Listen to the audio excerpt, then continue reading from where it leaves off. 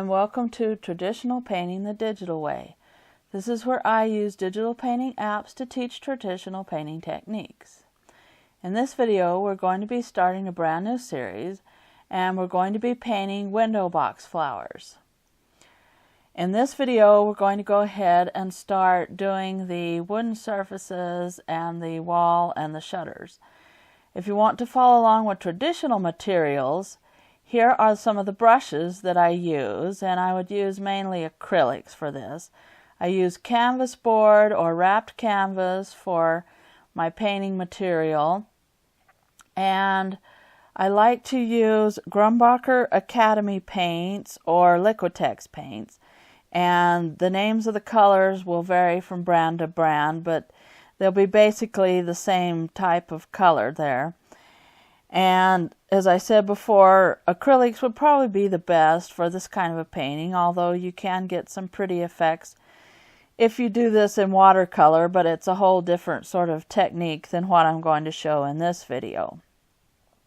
So the app that we're going to be using is Infinite Painter for Android. And I'm going to go ahead and just start with a sketch using one of the pencils from the Infinite Painter pencil category. And you can use a pencil, or you can use Vine charcoal if you're following along traditionally. Now I have several photo references here that I got off of Pixabay.com, and Pixabay.com is where you can find royalty-free photo references. And so I'm using, the main picture will be the photo with the red and white flowers, and I'm also going to throw in a little bit of purple flowers. And I got a few other pictures because I wanted to see some of the different colors of flowers that you could put in also. So here I'm just trying to get the edges of the window straight and sort of get the right angle of the windows and on the shutters on the outside of the windows, and try to do the window frame and just kind of make indications of the wooden wall behind it, but we don't want much of the wooden wall to show. We want our focal point to mainly be the window and the flowers that are in the flower box at the bottom of it. So here I'm using one of the straight line guides to kind of get a straight edge on the windows, and you kind of want to try to get this fairly accurate before you start painting, because it's harder to correct it once you've got the paint added. So I'm trying to get a straight edge here for the window panes and around the edges of the window frame, and also the shutters. And so I'm using the straight line guide and an Infinite Painter. And if you're following along traditionally, you would use a ruler, or you could use a T-square to help you. But I wouldn't recommend trying just to get the straight lines without some sort of tool. And so I'm just kind of working on the shutters again, adjusting the height of them, working on the frame of the window, just trying to get it straightened and look more accurate here. And I'm using the straight line tool to line up the edges, make sure that the edges are lined up. And as you can see there, they're not lined up on those boards that go across the shutters. So I'm working on that a little bit, trying to get those on the same level and lined up. I'm using the number 2 pencil that you can find in Infinite Painter. And then I want to go ahead and start on the wooden texture of the wall. And again, I don't want a lot of the wall showing. I just kind of want a suggestion of a weathered wood wall to go along with the look of the window.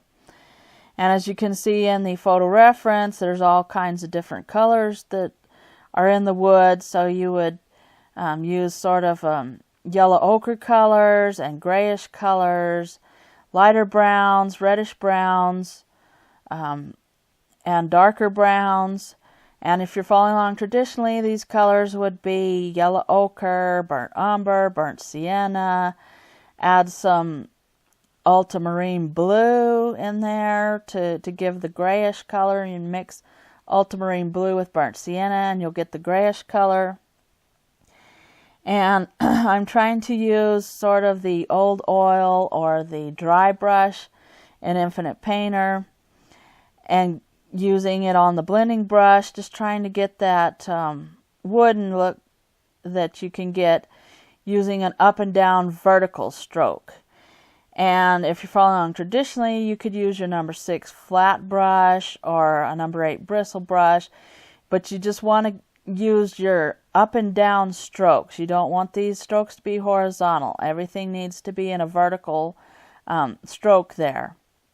And you can blend them together with your finger or a paper towel or a dry brush if you're working traditionally. And you just use the smooth brush, the smudge brush in Infinite Painter to smooth it out. And you would set it on dry brush or old oil or something that will give it sort of that weathered wood pattern. And here I'm just kind of adding in variations of dark and light. You don't want to make it all one solid color. Make sure that all these different grays and yellowish browns and dark browns all show up, because that will go towards making it look like a wooden texture. And one other thing that will help in Infinite Painter is if you turn on some of the textures, and there's a texture there that sort of looks like a wooden board that you can add for the background there. And you can also import your own textures in this program. And then I want to go ahead and use a lighter color for the shutters. So I'm using kind of a yellow ochre color if you're following along with your acrylics. And you just kind of do the same type of technique, the vertical strokes up and down to make it look like wood. But there's not going to be quite as many color variations in these shutters because they're mainly made out of probably a pine wood, so they're going to be a lighter color. Now there will be some darker browns added a little bit there, and I'm using the Leo brush for this one because it mimics the number 6 flat brush that you use when you're following along traditionally. And I'm also using the dry brush in the paint category, and that just helps give it a little bit of some variation on the wood. And I'm adding a little bit of some lighter colors to it, just a little bit of a lighter yellow ochre look, and you would add white to your yellow ochre if you're following along with your acrylics, and throw in some burnt sienna if you're following along with your acrylics, just kind of a reddish looking brown. And then here I'm making some indications where the latches for the shutters are going to be, and I'm working a little bit on the boards that go across the shutters there and adding a little bit of darker brown there. And I'll go back and fix these and make them straighter and work on the position of them later on. And then I'm using the straight edge tool to do the frame of the window here, and I'm using a darker gray. And you can use ultramarine blue with burnt sienna mixed together if you're following along with your traditional acrylics. And then I'm working a little bit on the inside of the window frame there and adding a little bit of a more yellowish color, sort of a darker yellow ochre color. And I just wanted to go ahead and sort of straighten the edges up a little, and adding a little bit of a darker gray to the outer edge that gives it the shadows and the depth to the window.